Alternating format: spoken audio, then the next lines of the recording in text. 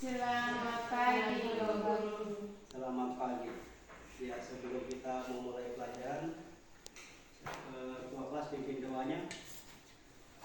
Silakan berdiri.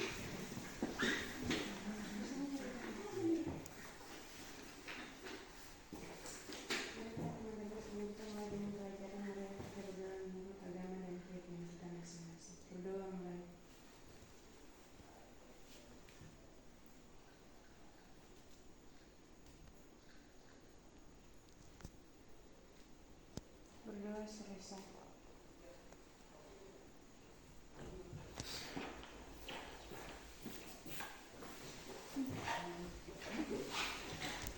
Ya, selamat pagi. Selamat pagi, Guru. Bagaimana kabarnya hari ini?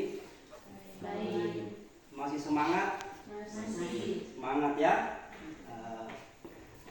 Baik, sebelum kita memulai pelajaran, Pak Guru akan membuat atau menyusun kesepakatan kelas. Tahu kesepakatan kelas? Tahu kesepakatan kelas? Atau kalian tahu tata tertib sekolah? Tahu. Tahu. Tadi siapa yang datang terlambat? Fabian. Kalau menurut kalian, terlambat itu melanggar peraturan sekolah atau tidak? Melanggar. Melanggarnya di mana? Di mana melanggarnya kalau dia datang terlambat? Peraturan yang mana menurut kalian dia melanggar?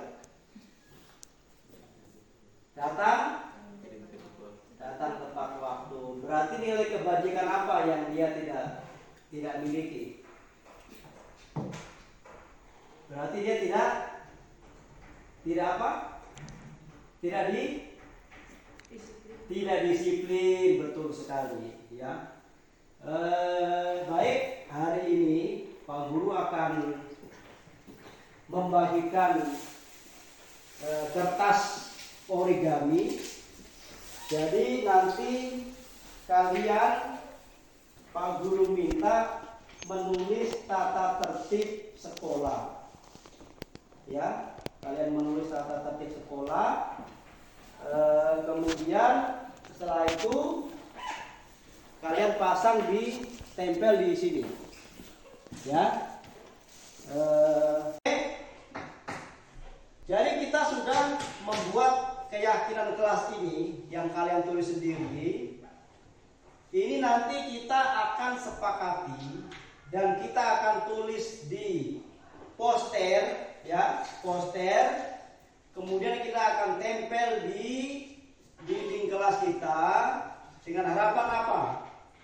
Begitu kalian masuk kelas, begitu kalian meninggalkan kelas, akan membaca keyakinan yang sudah kita sepakati. Nanti di poster itu atau pamflet itu kalian semua akan bertanda tangan. Tanda tangan adalah bukti bahwa oh iya ini peraturan saya buat sendiri. Makanya harus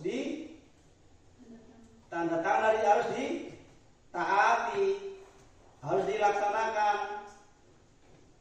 Kalau kalian melanggar dari semua peraturan ini, nanti akan ada namanya konsekuensi.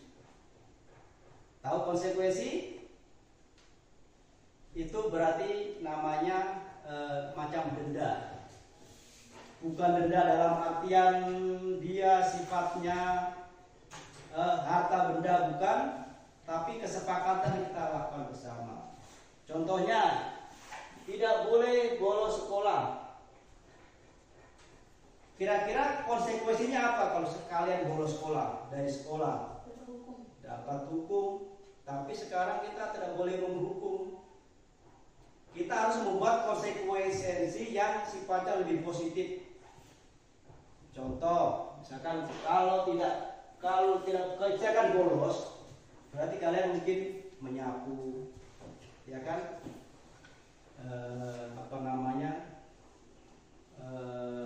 Mengelap meja atau apa dan sebagainya bersifat positif. Contoh lagi, Tidak boleh merokok di sekolah. Berarti apa konsekuensinya?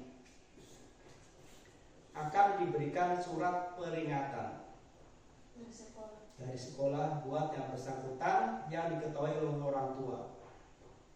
Jika 3 kali peringatan tidak diindahkan, boleh saja konsekuensinya akan dikeluarkan. Ini contoh konsekuensinya.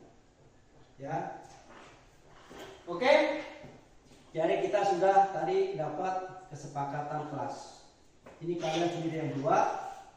Kita akan buat di pamflet, kalian bertanda tangan, dan itu akan menjadi tanggung jawab kalian semua. Sudah ya? Ya, baik. Pak Guru pikir cukup untuk keyakinan kelas kita ini yang nanti akan kita terapkan di dalam pelajaran selanjutnya. Sekian, terima kasih. Ya, sekarang kita masuk di pelajaran selanjutnya.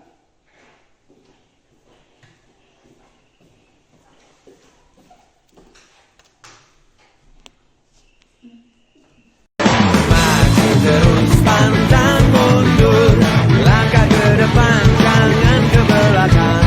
Maju terus pantang mundur, demi kebenaran.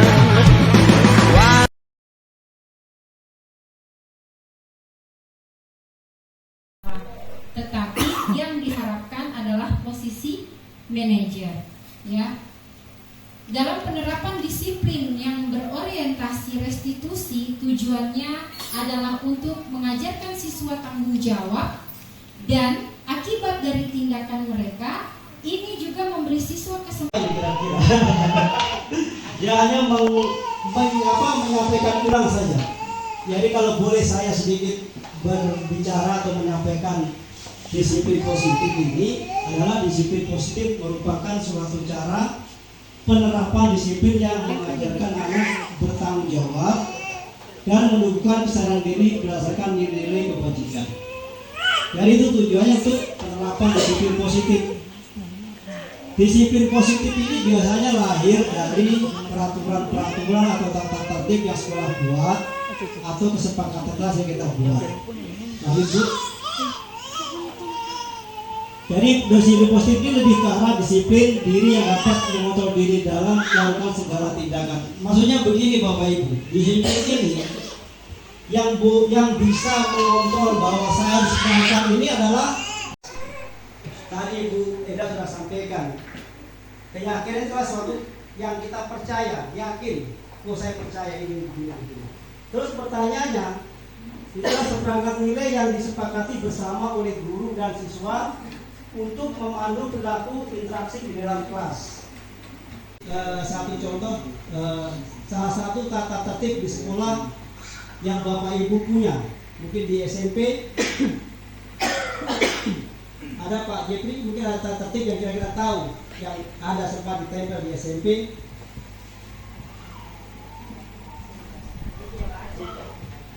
Umum pasti ada, pasti jangan terlambat. Pakailah baju seragam, dilarang memakai sepatu putih, tidak boleh merokok, tidak boleh berkelahi. Ya kan? Peraturan-peraturan seperti itu adalah sifatnya satu contoh, salah satu tata tertib di sekolah yang Bapak Ibu punya, mungkin di SMP ada Pak Jepri, mungkin ada tata tertib yang kira-kira tahu yang ada sempat ditempel di SMP.